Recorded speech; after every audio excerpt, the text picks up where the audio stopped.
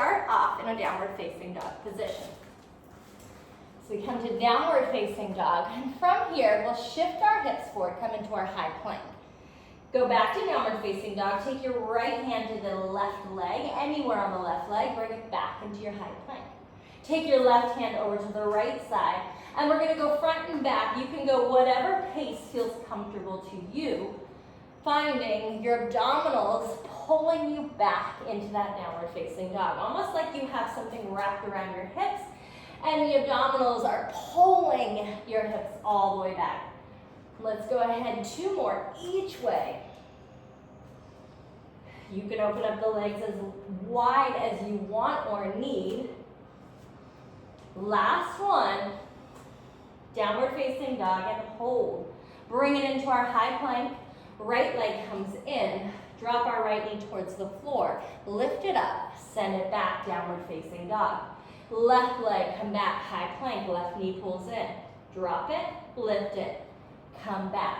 Shift back to your high plank, right knee in, lower, lift, and back.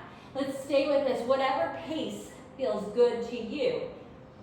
As you go back and forth, see if when you lower your knee, we don't put any weight into it. We don't put any pressure into that leg. 2 more each way.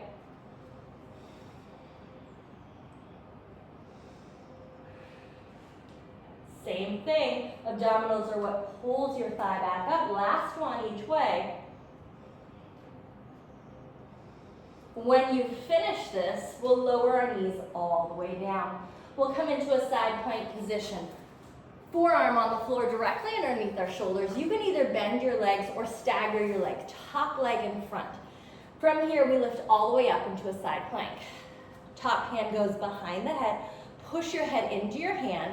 And now let's dip the hips down and back up. So we go lower and lift. When we lower only to a hover, lift back up, and keep staying with this. We're gonna go to 10. You can stay on your forearm, or if you'd like a little bit extra intensity, extra range of motion, pressing up to your hand. We've got 3 more here. 2. Last one. Switch sides, other side. Same thing, down onto our forearm. This time I'm gonna start on my knees. My mother will start staggered leg. Down onto your forearm. Hand goes behind the head, push head into the hand. We dip our hips down and then back up. Lower and lift. When you're here on your knees, you can also choose the same thing. Do you want to be hand? Do you want to be onto your forearm? Let's go 5 more. Last 3, actively push your head into your hand. Get that long spine. Last one, and we'll release it down. Come onto our butt. Legs bent. Find your sits bones. So it doesn't matter how far your feet are out, how close they are in. You want to find your 2 bony landmarks and then sit all the way up on top of them. When we're here, let's get taller, let's get longer. And what you might notice is that we like to kind of like pull off of our sits bones. Can you stay on them and then get longer and taller? From here, we'll initiate from the pelvis, roll it back just a little bit, and then come right back up on top of your sits bones. Stay with that. Actively pull yourself back using your abdominals, and then back up. 1 more. We'll hold back there, stay there. Lift one leg up, set it down, lift the other leg. Yep. Think about that area in between your hip bones. Can you lift from there? We go one side, yep. Other side, excellent. Let's go 4 more each way. That movement is coming from our thighs. Our back is staying in that same shape. Last one.